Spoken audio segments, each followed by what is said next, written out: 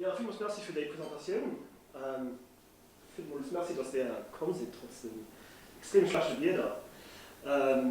Effektiv, ich werde heute Abend eben so hauptsächlich den ersten Teil vom Rapport beschwatzen, und zwar den Accueil von den jüdischen Flüchtlingen an den 30er Jahren.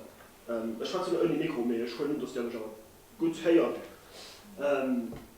Für uns zu fangen, würde ich unterstreichen, dass wo der Lützeburger Nationalstaat entsteht am 19. Jahrhundert, die Staatsbürgerschaft auf liberalen, universellen Prinzipien basiert. Das heißt, als der Lützeburger Bürger wird nicht essentialistisch definiert. Das heißt, es gibt keine Definition vom Lützeburger Bürger, die auf Rasse, Ethnie, Religion basiert. Die liberale Auffassung von der Nationalität wird nach dem Ersten Weltkrieg los vorgestellt. Das krisebedingt tut aber auch mit einer Evolution am politischen Denken, an der politischen Ideologie zu Lützeburg, die zwischen der Zwischenkriegszeit immer mehr in Richtung von einem Ethno-Nationalismus evoluiert. Und wir werden in der nächsten Minute sehen, dass die jüdischen Flüchtlinge aus Deutschland, aus Österreich später, werden auch Dankstellen zu Lützeburg kristallisieren und den Ethnozentrismus weiterbringen. Schon dezidiert, den Vortrag so in 3 Teile aufzubauen. Den ersten basiert auf Politik von der konservativ-liberalen Regierung von Joseph Bach, die bis 1937 Macht halt, Donno Politik von der großen Koalitionsregierung zwischen der Klerikalen und der Rechtspartei und den Sozialisten. Am dritten Teil wird auf einem Vergleich basieren von der Politik von den 2 Regierungen.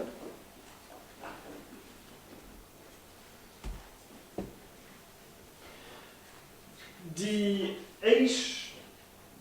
deutsch-jüdischen Flüchtlinge kommen wahrscheinlich direkt nach der Machtsergreifung von Hitler, von den Nazis in Deutschland zu Lützeburg und auch wenn es schwer ist,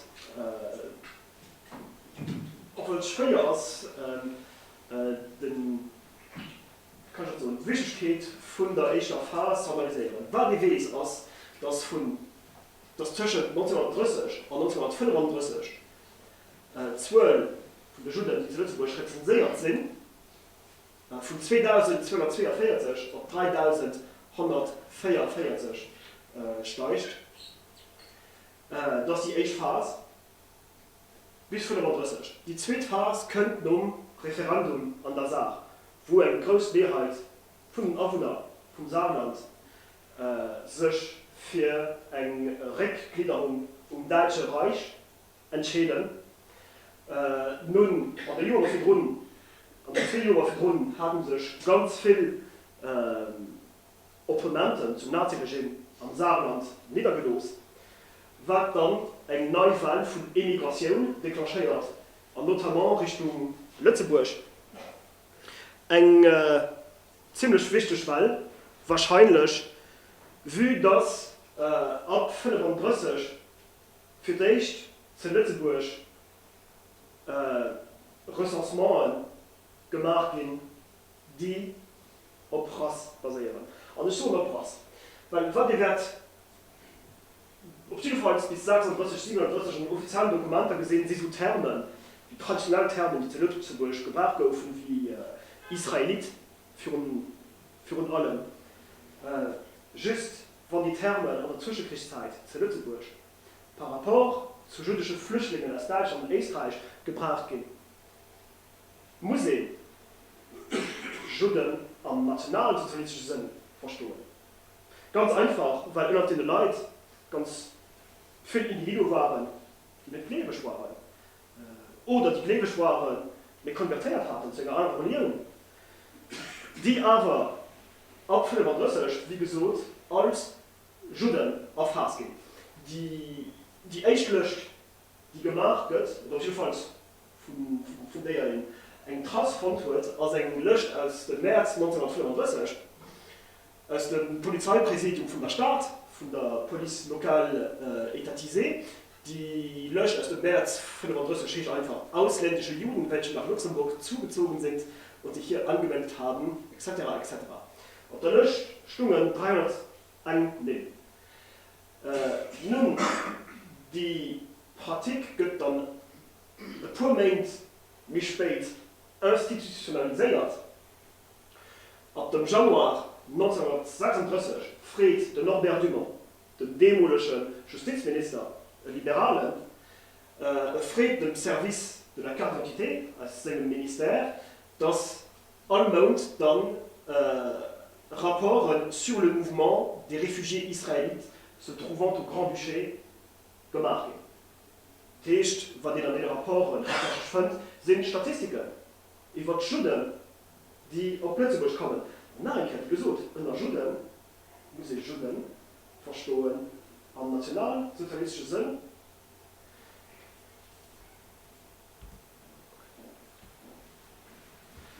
Nun, die zweite Wahl hat einen extrem großen Impact. Durch just wenn sich die Zahlen anguckt. Am Jahr 36 gehen 199 Flüchtlinge registriert zu Lützeburg. Davon 31 allein am Januar. Und wir haben gesehen, dass das an einem großen Teil von der Lützeburger Gesellschaft wie eine Invasion wird analysiert ging. Am Jahr 37 sind da just 98, du sagst, dass Schulen hochgehen, das wird auch einen Impact haben. Mit 31 und 39 ist man noch ein bisschen spät 500 Flüchtlinge pro Jahr. Und nach einer Präzision, die Leute, die hier registriert gehen, sind alle Leute über 15 Jahre. Die Kanner sind auch nicht gezählt.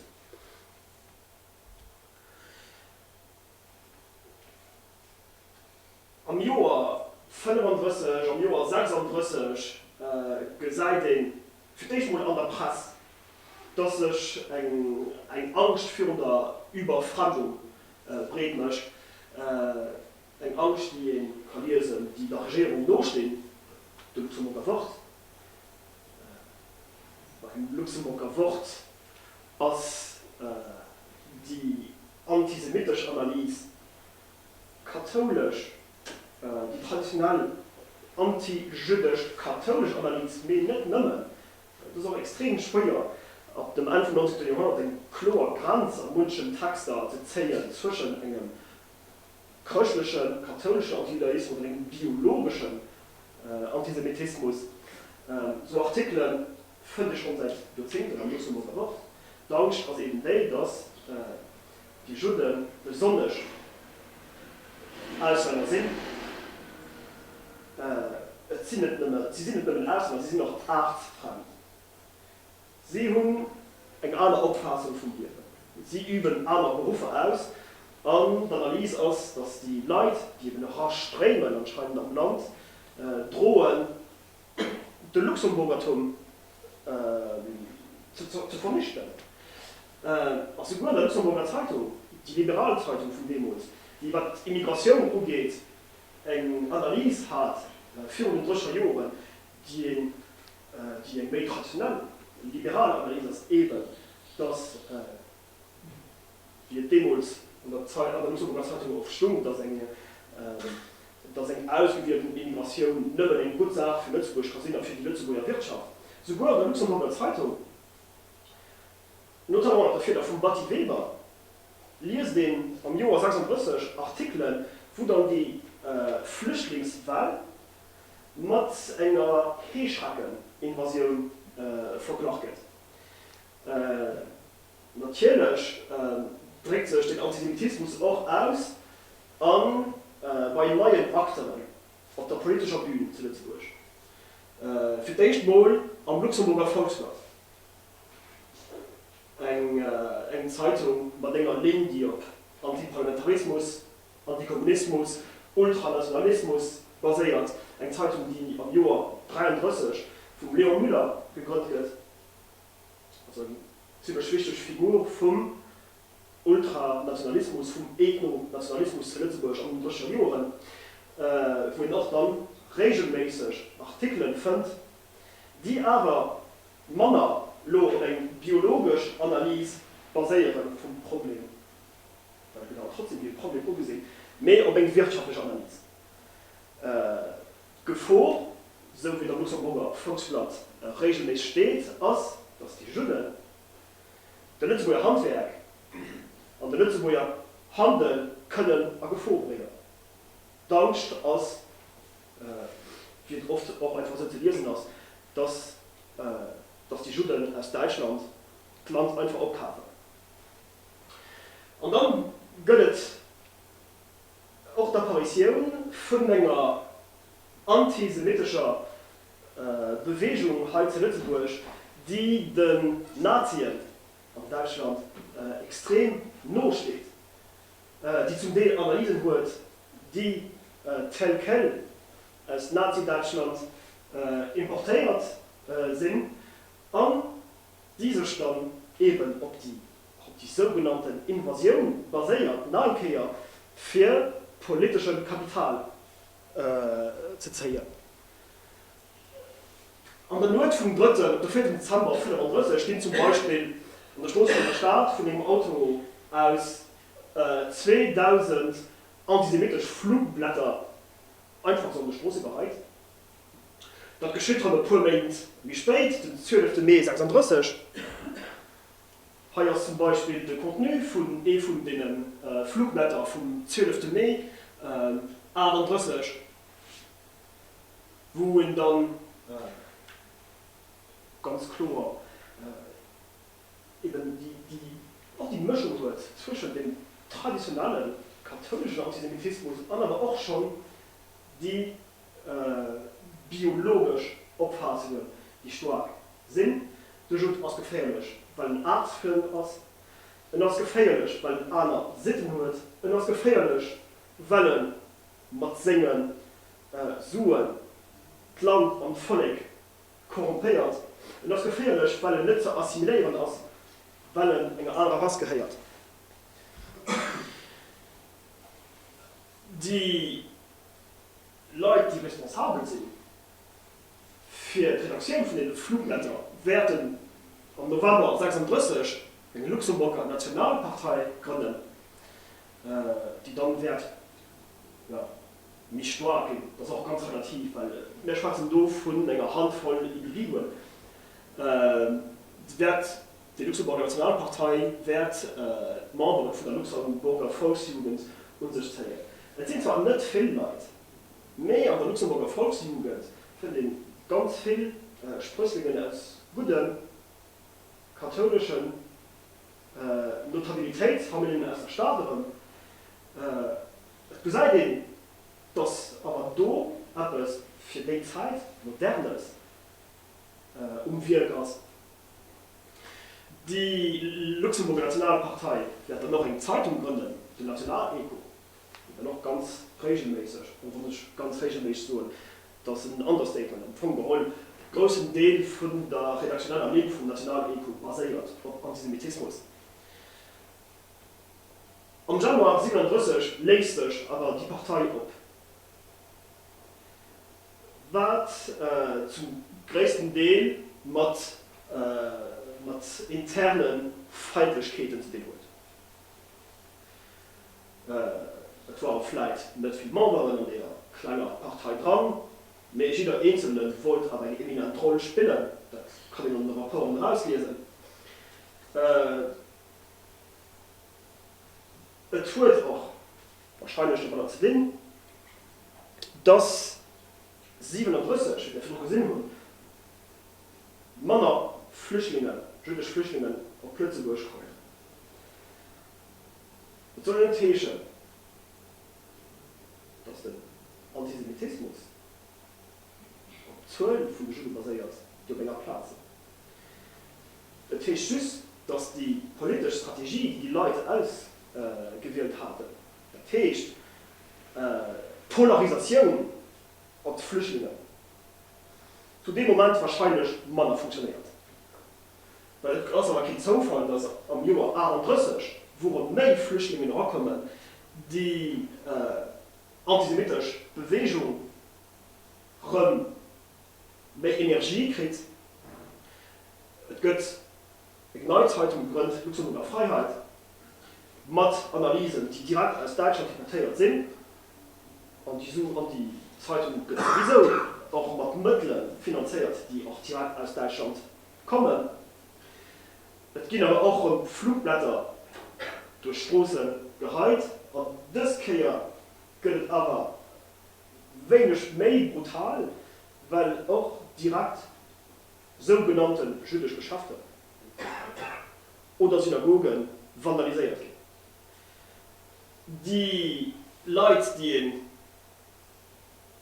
am Umkreis von der Luxemburger Nationalpartei, vom Nationaleko, von der Luxemburger Freiheit finden, werden keinen Sinn für die später volksdeutsche Bewegung, die Pro-Nazi-Partei, einzige Partei, die zu bestehen während der Besatzungszeit.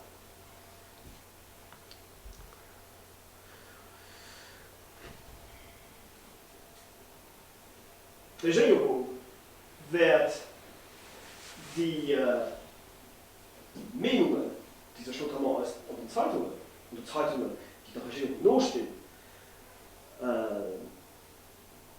influenzieren lassen, an Konditionen für sich zu Lützeburg hinzulassen, verschärfen.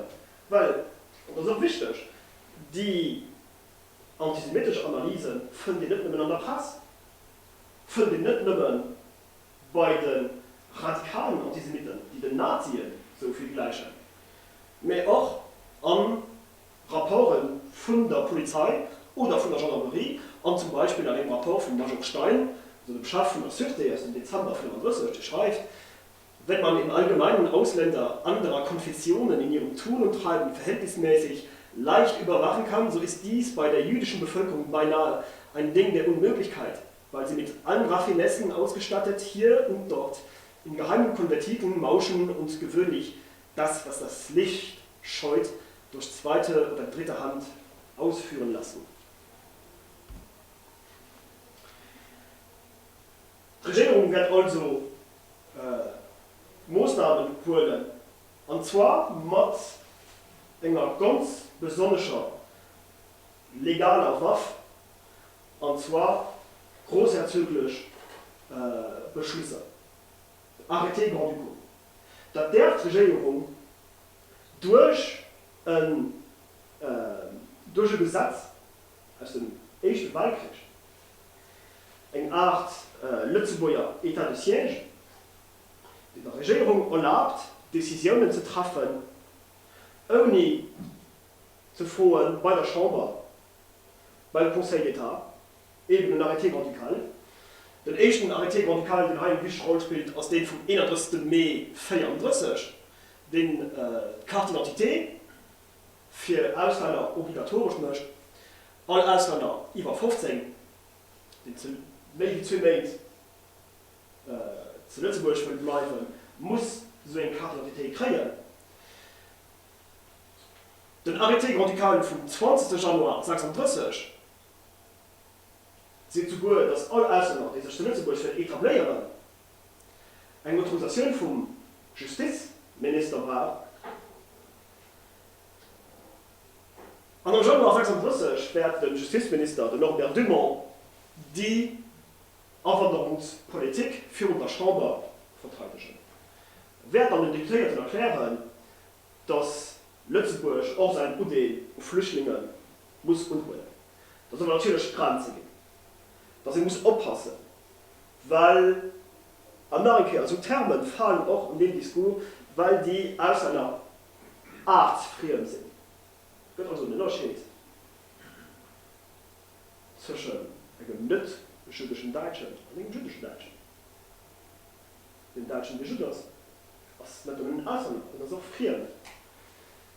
Und dann wird Dumont seht zu sagen an diesem Diskurs. Aber seht aber auch, dass die Ängste, die der Lützeburg spricht, machen, übertrieben sind. Das lag gar nicht so katastrophal ist, wie sie zum Teil präsentiert wird. Das Lützeburger Wirtschaft und das vor allem Lützeburger Politik noch fast an Lützeburger Hammers. Aber wenn du wird gesehen, 9. Januar 36 ist eine Milderung von der Anwanderungspolitik. Den 30. März 36, das heißt 2 Monate, nachdem die Obligation annonciert wurde, gibt dann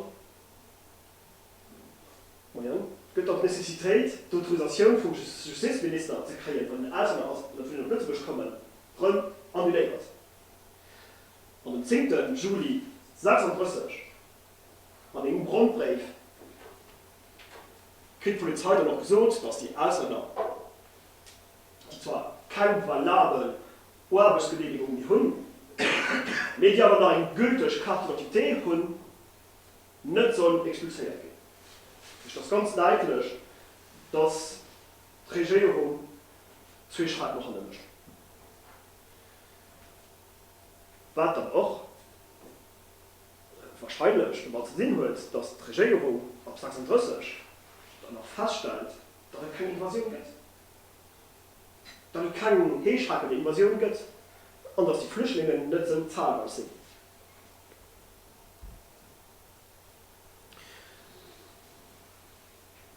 Nun kommen wir eben zu der anderen Regierung aus den deutschen Jahren. Das ist die große Koalitionsregierung.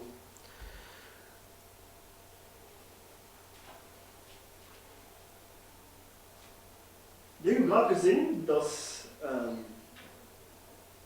die Regierung anhand von Arrêté Grand Ducaux konnte legiferieren. Und zwar wird die Marsch basiert auf einem Gesetz aus dem Ersten Weltkrieg. Ab 1934 überlegte Joseph Basch für ein neues Gesetz, ein mehr komplettes Gesetz zu kreieren, was der Regierung im Fall von einem Etat d'urgence mehr Margen gibt.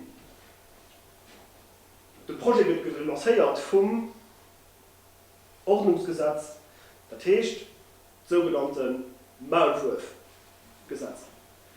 Das Ziel vom Maulwurfgesetz war nicht nur, politische Parteien zu verbinden, sondern auch der Regierung die Möglichkeit zu geben, an einem bestimmten Kontext ohne Intervention von der Justiz oder vom Parlament zu legiferieren. Das Gesetz wird an 1937 nach einem Referendum von den Wählern rejettiert. Die konservativ-liberale Regierung von Joseph Basch überlebt, der Bescheid nicht. Aber für dich kann ja in der Lützeburger Geschichte werden eine Regierung gehen mit einer direkten Partizipation von den Sozialisten, mit Lützeburger Ministerin und den anderen, den René Blum, der Justizministerin, und den also auch zuständig ist für Flüchtlingsfragen. Nun, in der Sozialistischen Partei und der Arabischen Partei seit 1933 wo die ganz viele Stimmen hören, die für eine mehr großzügige Politik par rapport zu den Flüchtlingen sich engagiert haben. Und unter anderem der Hubert Klimmer, der Meister von Asch, der Direktor vom Tageblatt, den ganz stark für die Flüchtlinge aus Deutschland plädiert. Überhaupt egal, was die sogenannte Rasse oder Konfession ist. Der René Blum seinerseits hat aber eine Position, in der Position von der Regierung viel mehr, also von der Region Basch, viel mehr nachsteht. An einem Diskurs, ganz freien Diskurs, vom 30. Mai 1933, deklariert, dass er d'accord ist, dass Flüchtlinge nach Plötzeburg kommen, mehr aber Flüchtlinge, die aber nicht am Besoin sind, die schon ein gewisses Kapital haben, und die eben nicht werden vom Lützeburger Staat in der Hand gehen. Und das d'accord, für das so Leute ankommen, aber just provisorisch. Für ihnen Zeit zu gehen, ein anderes Aufnahmeland zu finden. Und hin trägt auch seine Sorgen aus, par rapport zu der politischen Attitüde von den Flüchtlingen. Dass sie keine Politik zu Lützeburg machen, aber auch par rapport zum wirtschaftlichen Impact. Die Flüchtlinge Kind und Hund wollen nicht, automatisch steht das Sorge ganz nah, die dann zum Volksblatt lesen, dass sie den Lützeburger Handel an dem Lützeburger Handwerk Konkurrenz machen. Und die letzte Sache ist, die Hilfe, die den Flüchtlingen angeboten wird, soll die Regierung, soll der Staat für den Haut so outsourcen. Und zwar einem jüdischen Hilfskomitee, den wir dafür gehen. Weil, wenn ihr da gesagt aus dem Jahr 33, und das wird wir auch gesehen an der nächsten Seite, gesagt auch alles für ein Programm von was den Deputierten Blumen sehen, gesagt alles für ein Programm vom Minister Blumen. Die Hilfsorganisation, die dann die Flüchtlinge helfen, heißt Asra. Asra, das ist ganz komisch, das ist wahrscheinlich ein Akronym. Das ist ganz bestimmt ein Akronym, weil in all in Buchstaben am Majuskel gesagt. Ich habe aber nie kein Dokument, vielleicht was die Leute heute besteht, einen Entschlüssel gefunden vom Akronym Asra, ja? Hilf. Voilà. Asra heißt Hilf. Wenn die gesagt, wie das Buchstaben immer, das finden sie immer am Majuskel, vielleicht geht das natürlich, und Herr noch sinnisch, Hilf. Es ist auch ganz unklar, wenn das zu Lützeburg aufhängt mit agieren. Die erste Straße, die erste Front und die erste Spuren, mal im Jahr 37. Was die Organisation und Aktivität angeht, wo DASRA unter der Ferrol von der Hilzam funktioniert. Eine Organisation, die zu Paris basiert war, an die Mission war, Juden in aller Welt zu helfen, zu emigrieren. In dem Kontext heißt natürlich, Juden aus dem Deutschen Reich zu helfen, das Reich zu verlassen. Vom finanziellen Standpunkt war das an der Dependance vom American Jewish Joint Distribution Committee, oder wie kurz den Joint, das war den Haut ein NGO gefallen, die auch noch gibt, die zu New York basiert, die also zum größten Teil das finanziert wird. Ne? Und den vom Financement kaum Mannschaft zu Lützeburg. Das heißt, die Hilfsgemeinschaft Asra hat Taschen von der Regierung überholt und hat erfüllt, ohne Suen vom Kontribuenten zu kreieren. Missionen von der Asra waren einfach, ja, den Flüchtlingen nachzugehen,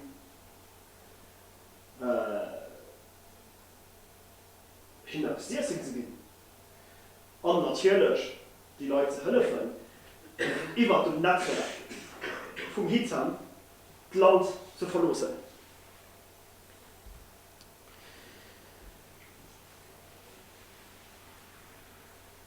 so die Formel wird so funktionieren bis am März 1931, bis zum Anschluss, bis zu der Annexion von Österreich durch Nazi-Deutschland.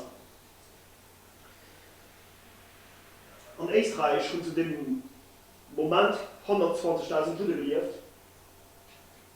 Die Hälfte von den Leuten wird ab 6 Monate nach dem Anschluss emigrieren, wird auch einfach zu der Immigration gezwungen gehen. Und es gesagt notamment, dass die deutschen Behörden auch einfach nicht hesitiert haben, die Leute über die Grenze zu treiben. Andere zum Beispiel Holland, nach Belgien oder zu Lüneburg zu schicken. Manu Militari, in bestimmten Fällen. Der Justizminister gesagt, da eine Gefahr und will eine symbolische Maßnahmen holen, einfach für zu sagen, mir ist das nicht gefallen. Am 22. Mai 1931 könnte er einen Befehl vom Justizminister für 50 jüdische Flüchtlinge aus Österreich rum an die, also unter dem Schutz von der Alsachware, dafür drin, von Zweck an Deutschland zu schicken. Also nicht unbedingt diskreter andererweise. Pass aus du. Wir haben noch, ich will schon einen Wechsel geben von dem Rapport von der Sûreté, nur dem Evenement, Rapport 2 Stunden datiert. Weil natürlich wollen die Leute nicht zurück, klar wollen die Leute zurück. Auf der anderen Seite war die Gestapo. Also sie gehen von der Lützeburger Polizei gezwungen. Und ein von den Gendarmen von der Sûreté schreibt, als der letzte von diesen über die Grenze gesetzten Juden hinter dem Schlagbaum stand, rief er den luxemburgischen Polizeibeamten zu, so, jetzt können Sie uns im Arsch lecken. Es ist hier einzuschalten, dass es sich im Allgemeinen um äußerst freche Ausländer handelt. Ein Rapport, wo Ihnen natürlich nicht besonders viel Empathie und nicht besonders viel Verständnis, ganz besondere Situationen von den Leuten kann herauslesen. Ich präsentiere den Extrem. Wollen am Vorgeholen, am Tonfall, einen guten Teil von den Rapporten aus der Zeit repräsentiert.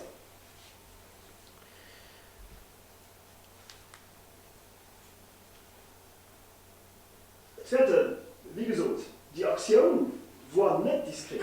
Die Aktion sollte auch an der Presse kommen, sowohl die nationale wie die internationale Presse. Das Problem ist aber, dass ganz viele Negativkritiken werden kommen.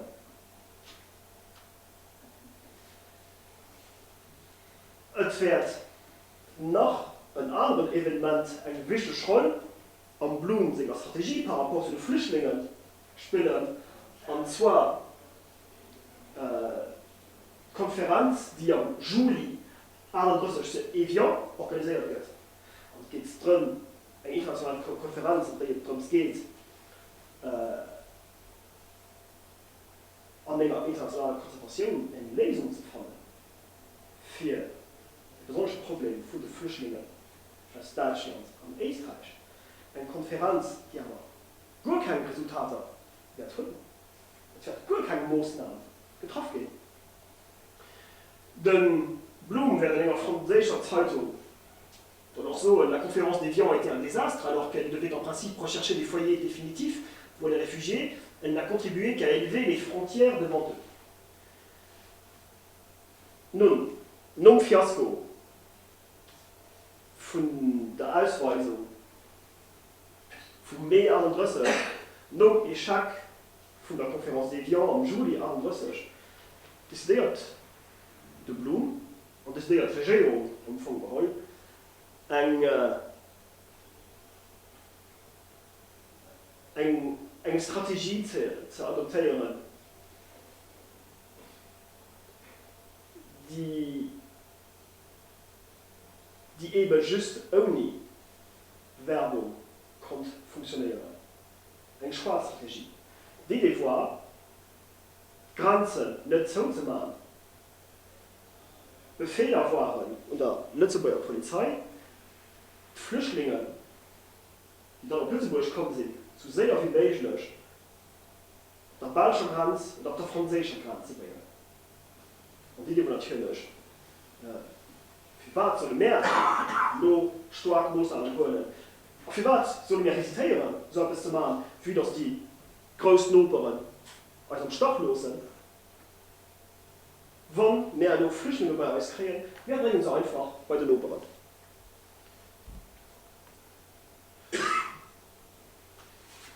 Natürlich, Franzosen und Belgisch im Moment daran diskutiert. September 31 kommen dann offizielle Protestationen von den französischen und belgischen Regierungen. Und im November 31 wird dann schlussendlich Lützeburger Grenze aber zugemacht. Was dann natürlich mit der Protestation von den Opern zu tun hat, aber was auch mit dem anderen Element zu tun hat. Und zwar mit der sogenannten Reichskristallnacht.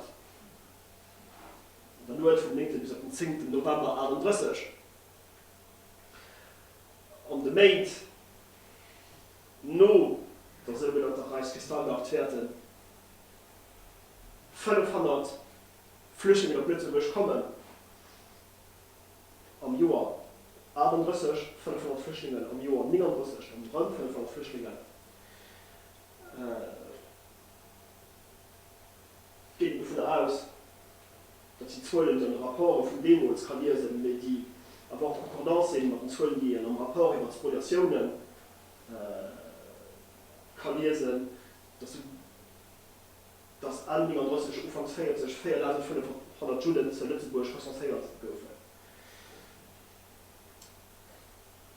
Grenze gibt dann zugemacht, den Außenminister, der Wasch, die Premierminister als der Außenminister,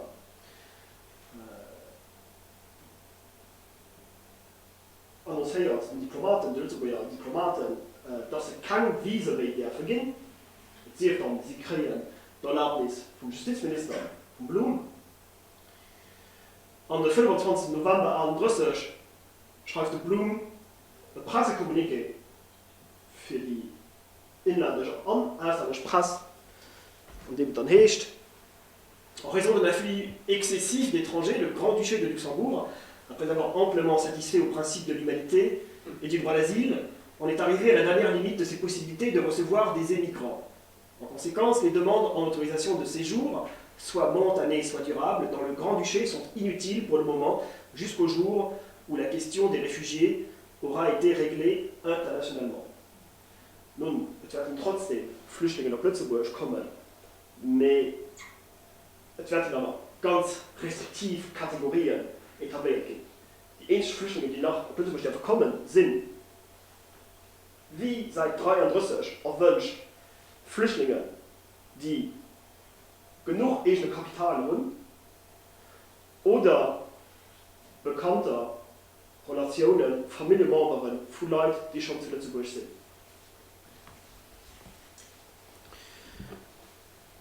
Nun, was den Lo an der Politik von den zwei Regierungen gesagt ist, dass am Anfang heute ein ziemlich großer Konsens gibt. Nur an der Approche vom Accueil von den Flüchtlingen. Das ist auch das, was den für uns bei Blum gelesen wird. Ja, die Flüchtlinge werden kommen, solange sie reich genug sind. Auch nicht vom Lützeburger Staat, müssen wir näher gehen. Die werden kommen, solange sie sich wirtschaftlich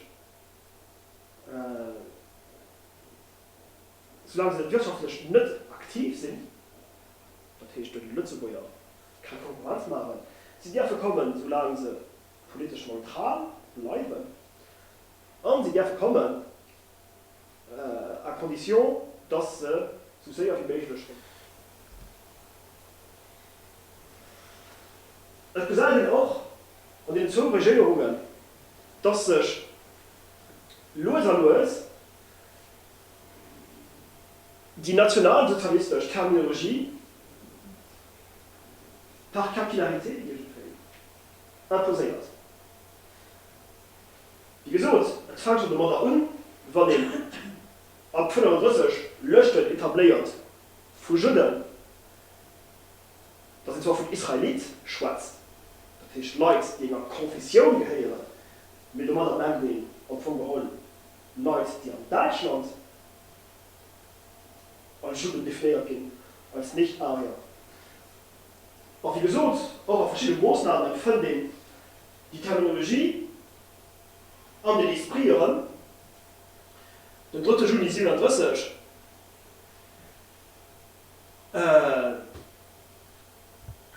imposiert Norbert Dumont das Arbeitserlaubnisse für, da steht, Artiste allemand de race non arienne et aux apatrides, 3 Monate limitiert werden. Den 11. März 1931 konfirmiert durch René Blum, dass die Mesure noch gültig ist. Am 1. 1931 wird aber d'étendue von der Mesure nicht breit gemacht. Also das laureat von allen ausländischen Artisten. Das so kommen, wenn es Bedanken vom Arbeitsminister, den anderen sozialistischen Minister, der Pierre Kreher, den da gemeint hat, geht, dass mehr eine Maßnahmen adoptieren und die noir sur blanc ganz deutlich einen Unterschied gemacht wird, den auf Rasse oder Religion basiert. Und das ist eine gute Sache, weil den Prinzip d'Universalität, die Gültigkeit vom Prinzip d'Universalität, zu Lützeburg wird darum konfirmiert. Aber andererseits, da das die offizielle Version, es ging dann aber auch Befehle, die ungeschrieben sind, von denen ich schon zum Beispiel einen Spur von tun an einem Brief von Pierre Kreher René Blum aus dem 16. April 1938, wo ihr seht, ja, das Prinzip, wie wir geschwart haben, wird appliziert. Es gibt keine Arbeitserlaubnisse mehr geben und Deutscher oder Apatriden, die nicht arisch sind. So steht am Brief. Allemands et apatrides de race non arienne.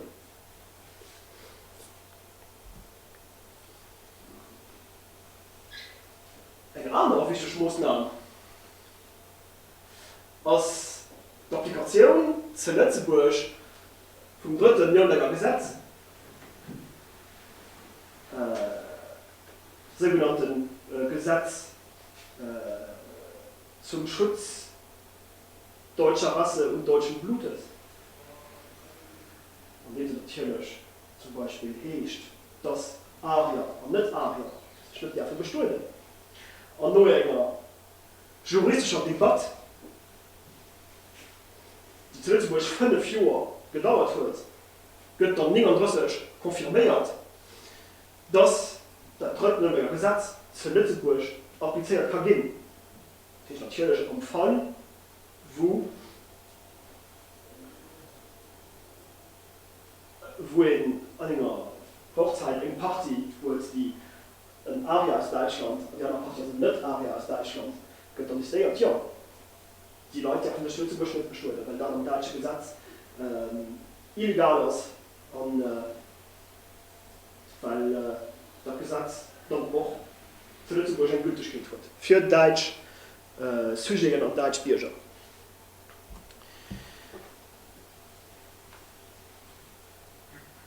Und nun,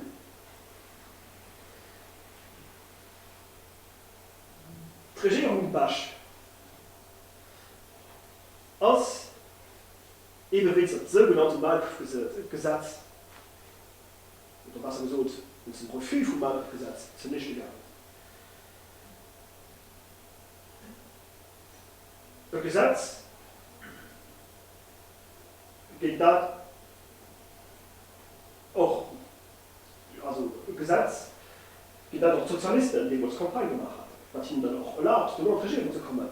Und trotzdem ist es die Regierung, die Großkoalition, die dann um vorgeholt Mesuren werden apposieren, die um Vogel genau die waren, die mit der Applikation vom Ordnungsgesetz erhofft waren. Den 28. September 1938 wird überlegen, den der Regierung vollmorschen wird.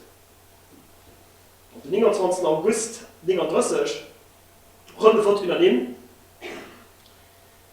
den dann seht, dass die Vollmorschen bis Disposition contraire gültig sind.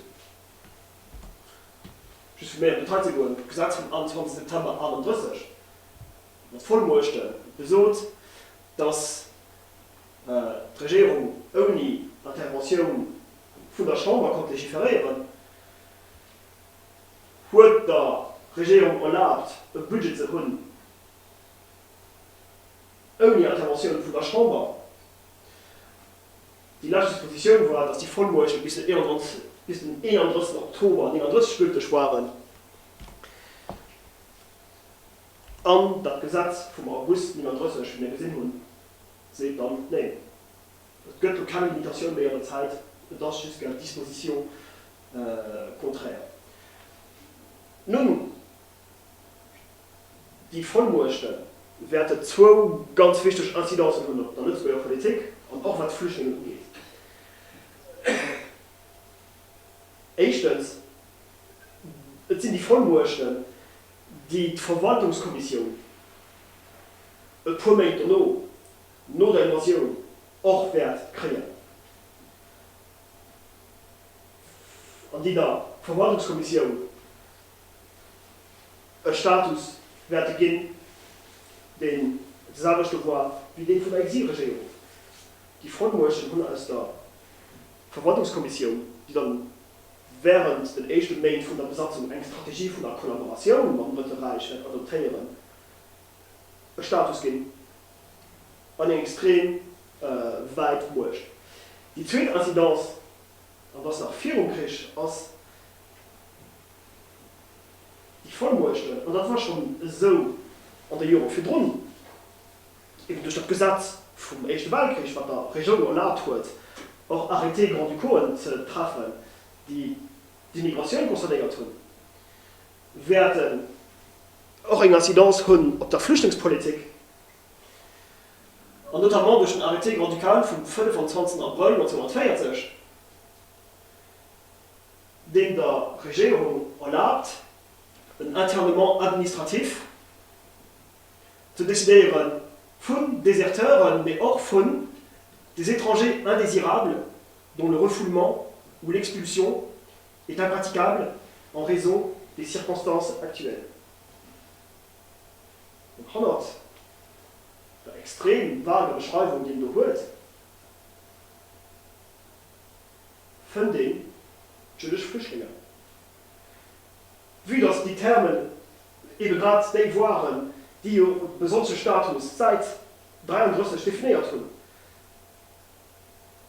dass die Leute ganz schwer expulsabel waren, weil Nazi-Deutschland so nicht zurück wollte, aber weil die Flüchtlinge selber kein Interesse daran hatten, zurückzugehen. Nicht nur kein Interesse. Sie waren zu viel Leben gefragt, natürlich wollten sie nicht zurück. Den Arrêté Grand du Corps hat also das so zu feiern, dass dann so ein Camp d'Internement zu Lützeburg entstanden wird. So Camp wie zu der gleichen Zeit an der Belgische Frontwelt oder Frankreich, so Camp wie Gurs oder Pithiviers, die an der Völkerkriegszeit entstanden sind, mit die dann während der Besatzungszeit so d'Antichambre von Auschwitz werden gehen. Der einzige Grund, für was es nicht zu Lützeburg zu kommen ist, dass die Invasion, die deutsche Invasion, den 10. Mai 1940 geschieht ist. Nun, Konklusion. An einem Artikel vom Tageblatt vom 25. Oktober 1938, betitelt Die Judenfrage in Belgien, hieß es: Eigentlich müsste es heißen, das Problem der Opfer des Antisemitismus. Denn allein der Letztere hat es so weit gebracht, dass heute in Belgien die öffentlichen Stellen gezwungen sind, sich mit einer Judenfrage zu befassen. Und trotzdem unser Tageblatt über Barsch geschrieben wird, stimmt natürlich auch für Lützeburg. Wie wir gesehen haben, die aber ja ganz perverser Art und Weise hat Nazi-Deutschland durch die raciale Politik und durch den Druck auf die Juden für sie zu einer Immigration zu bringen, auch seine eigene Ideologie matt exportiert. Die gesagt, es von den nationalsozialistischen Terminologie sogar an Lützeburger Administrativdokumente. Es ist so weit gegangen, dass, ja, wie der Tageblatt präsentiert, dass eben nicht der Antisemitismus wie Problem konsideriert wird, zu einem großen Teil, nicht nur in der Presse, aber auch an den Behörden, mit Flüchtlingen selber. Und wie, dass die Flüchtlinge zu einem guten Teil Juden waren.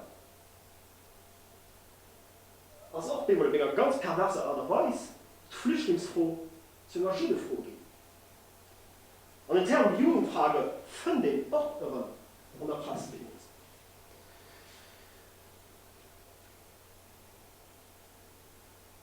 Was ich auch gesehen habe, ist, dass, wie gesagt, Nazi-Deutschland seine Ideologie, seine Terminologie und Durchschreibungen exportiert wird. Dass sie bis an die Administration kommen, dass sie auch als Nebenwirkung Kreation von einer antisemitischen Bewegung zu Lützeburg werden tun, die dann Keimzelle von der späteren VDB wert sind. Weil die gesagt, dass die Politik eine Dynamik deklanschiert, die darauf basiert, der Regierung mehr Wurst zu geben und mehr Spezialwursten für spezielle Verhältnisse. Also das ist ein guter Teil von den Mesuren, die getroffen gehen. Und die Juden per se, Juden am nationalsozialistischen Sinn,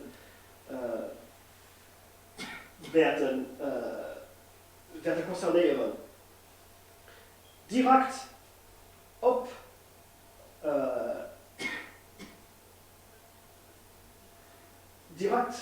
Gesetze basieren, die für Kontakt von dem Etat d'urgence oder Etat de siège bestimmt waren. Und schlussendlich, weil wie gesagt, dass die Periode am Anfang geholt, die Lützeburger Administration an engem Sinn zu dem präpariert, was während der Besatzungszeit wird geschehen. Die Lützeburger Administration dann unter antisemitischer Politik von der deutschen Zivilverwaltung wird mitmachen. Wie konnte das geschehen? Wie konnte das so sehr akzeptiert gehen? Wie gesagt, weil schon die Terminologie, die deutsche Terminologie bekannt war, weil die Nürnberger Gesetze bekannt waren, auch in der Praxis von der Lützeburger Administration, weil die Angst für den Schutz als Artfremde auch schon verbreitet war. Und das, was dann passiert ist während der Besatzung, der große Unterschied ist nicht, dass eine diskriminatorische Politik appliziert wird, sondern dass die diskriminatorische Politik nicht nur mehr jüdische Flüchtlinge konserviert wird, sondern alle Juden zu Lützeburg am nationalsozialistischen Sinn. Vielmals merci.